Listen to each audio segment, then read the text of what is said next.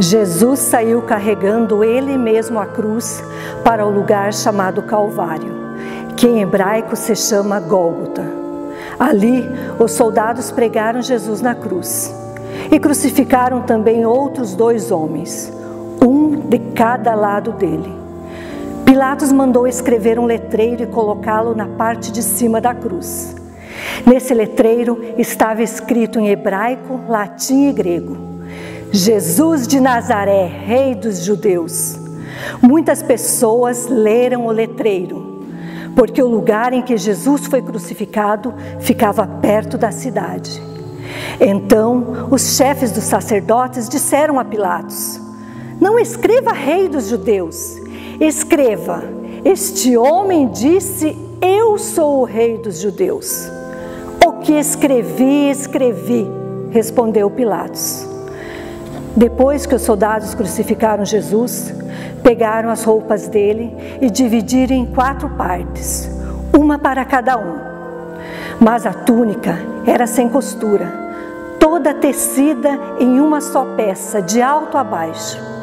Por isso os soldados disseram uns aos outros: não vamos rasgar a túnica, vamos tirar a sorte para ver quem fica com ela. Isso aconteceu para que se cumprisse o que as Escrituras Sagradas dizem: repartiram entre si minhas roupas e fizeram sorteio da minha túnica.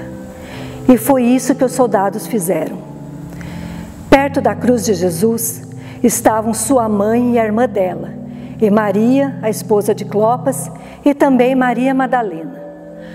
Quando Jesus viu a sua mãe e perto dela o discípulo que ele amava, disse a ela: este é o seu filho. Em seguida disse a ele: esta é a sua mãe. E esse discípulo levou a mãe de Jesus para morar dali em diante na casa dele.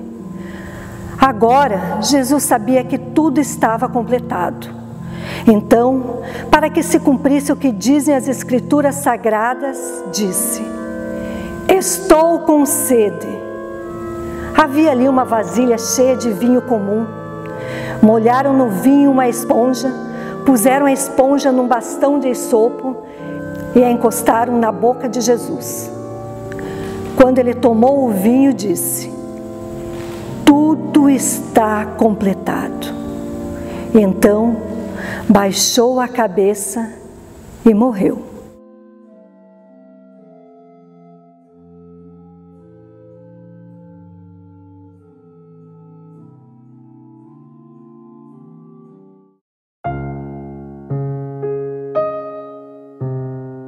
Sexta-feira da Paixão. Jesus tomou sua cruz, foi humilhado, zombado, satirizado, foi crucificado. Suas roupas foram tomadas pelos soldados romanos e foram sorteadas entre eles. Ali, nu, exposto no maior constrangimento que um ser humano poderia enfrentar, ali estava Jesus. Por que lembrar e por que falar da morte de Jesus, se nós já sabemos que ele ressuscitou? Em Mateus 16, a partir dos versículos 21 e 22, nós podemos ver que Jesus predisse aos seus apóstolos que iria ser entregue nas mãos dos líderes religiosos em Jerusalém, sofreria e seria morto e crucificado.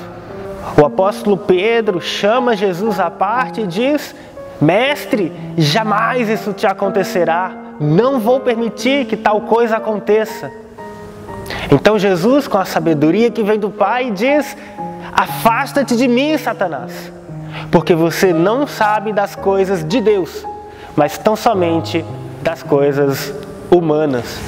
E esse fato chama a atenção, porque momentos antes, esse mesmo Pedro havia confessado que Jesus era o Cristo, Filho do Deus vivo. E esse mesmo Pedro agora é repreendido por Jesus, por não entender o plano e o propósito de Deus. A notícia da cruz assustou os apóstolos. O medo do sofrimento assusta-nos até o dia de hoje. Nós aprendemos uma coisa muito importante, que qualquer intenção humana de tirar o sofrimento da vida do cristão, decorrente do compromisso assumido com Jesus, não vem de Deus. O mártir pastor alemão Dietrich Bonhoeffer, em seu livro Discipulado, afirma que qualquer tentativa humana de tirar a cruz do Evangelho, ela é satânica. Por isso, precisamos assumir as consequências de ser cristão. Me recordo que em dado momento, quando trabalhava ainda em Curitiba, eu cometi um erro que custou um alto valor em honorários para a parte contrária. Mas eu poderia omitir esse erro e ficar por isso mesmo. Mas a pergunta é, que tipo de cristão eu seria se eu gerasse prejuízo a alguém e não assumisse o meu erro? Eu fui lá, assumi o meu erro e comecei a mandar currículos para outros escritórios, porque certamente eu seria demitido. Mas não, eu enfrentei um processo interno e fui absolvido no final. Jesus honrou. Se Deus viu a necessidade de Jesus sofrer em nosso lugar, podemos afirmar que o sofrimento faz parte da vida do cristão. O cristão, eu e você, não estamos acima do nosso mestre. E se Jesus sofreu para salvar um falho, pecador, nós também devemos seguir o mesmo exemplo. Interessante também que pouco antes de ser crucificado, Jesus orou ao Pai: Pai, se possível, afasta de mim esse cálice, mas que não seja feita a minha vontade, mas que seja feita a tua vontade. O cálice do sofrimento passaria, todavia ele tinha que ser bebido. Com Jesus, então, nós aprendemos que o sofrimento vai passar ao ser suportado. Para vencer o sofrimento do mundo, Jesus teve que prová-lo ao extremo, dando a sua própria vida.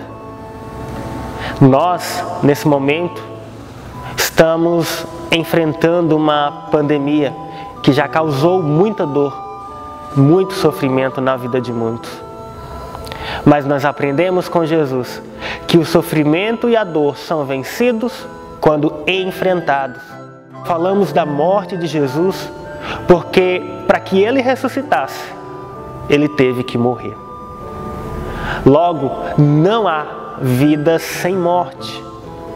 Morte do nosso eu, morte da nossa própria ignorância, morte da nossa própria vontade, para que prevaleça em nossa vida a vontade de Deus em Cristo Jesus.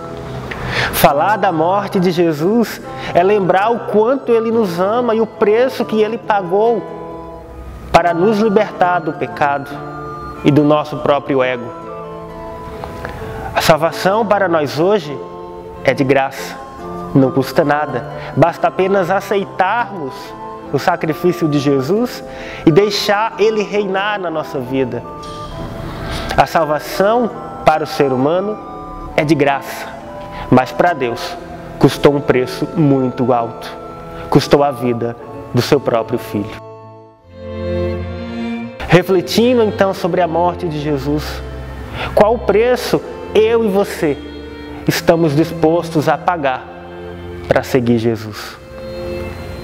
Que a morte de Jesus possa nos fazer lembrar todos os dias que temos um Deus que nos ama, que está sempre conosco, nos apoiando e nos incentivando a levar seu amor a todas as pessoas.